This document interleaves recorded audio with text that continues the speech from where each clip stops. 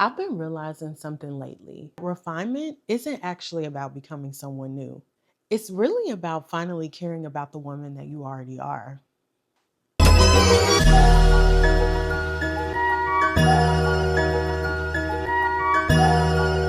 Welcome back to my channel. If you're new here, I'm Christian, and this is a space that I've created for those of us women who are quietly refining our lives, changing our mindset, developing new wellness habits, evolving through motherhood, increasing our faith, all while still remaining soft and living in our purpose. We do the real growth, the quiet kind that happens behind the scenes that sometimes nobody sees until you pop out and all of a sudden you're a new woman. Yeah, that's what we're doing over here. So if that's you, you come to the right place.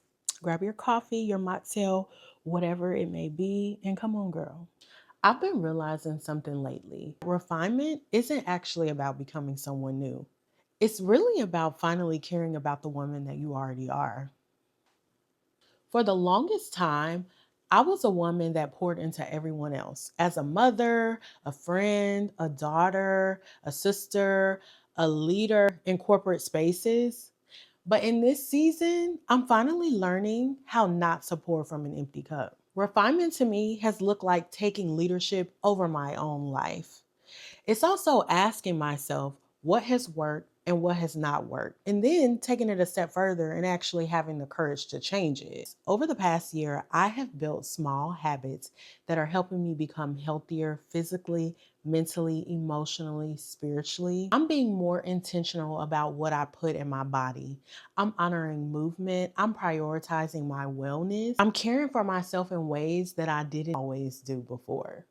Refinement has also meant auditing my life and being true and honest about where I no longer may be aligned. That includes proximity to certain environments, people, and even expectations. If I'm being completely honest, refinement has also been about learning how to love myself again. Baby, I walked through a season where it felt like my entire life was falling apart. I had to realize this was a hard part. I had to realize that nurturing and loving on yourself, it is not selfish. That is a hard pill to swallow. Loving on yourself is never selfish. I've noticed a shift within me. I'm learning how to slow down, slow down. I'm learning how to listen to my body. I'm learning to rest without guilt. And baby, that's a hard one. Resting without guilt. I'm learning to stop rushing my life so much, rushing and doing the next thing, slowing down, truly slowing down. It's really led to me being very intentional about my energy, where my energy is going, and protecting my peace. I recently started attending a new church here in Charlotte, and already just within a little over a month, it's deeply impacted and resonated with me. The Lord knows exactly what you need to hear, when you need to hear it, because I've been on this wellness journey and exercising and truly listening to my body and taking care of my body. And last week, one of the scriptures that the pastor referenced was about taking care of our bodies is a form of worship. That's a true form of worship. I don't know about you, but growing up in the church, all these years, I have never framed my brain to look at taking care of my body as a form of worship. And the pastor showed us the scripture that says it. I've always perceived praise and worship to be what you do when you first come into the house of the Lord, singing songs, praise dancing, and things related to that. I never perceived worship to be my body, how I present my body to the Lord. I've always heard present your bodies as a living sacrifice, yes, but I never realized that me taking care of my body is an act of worship. Baby, that changed my life. Do you hear me? It has led to me showing up for myself every single day.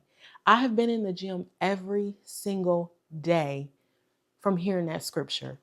The Lord knew, He knew how to speak to me to move me. And that's why I say that the Lord knows exactly what you need to hear when you need to hear it. In this season, I'm protecting my peace. I'm protecting my mind. And I'm truly working on protecting my nervous system.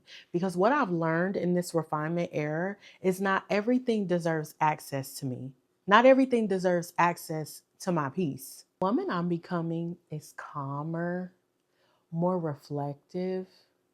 I'm learning to listen more than I speak. And as a yapper, that's not for the faint of heart. Most importantly, I'm learning to become the woman that I want my daughter to be. Because children don't just do what we say, they do what they see.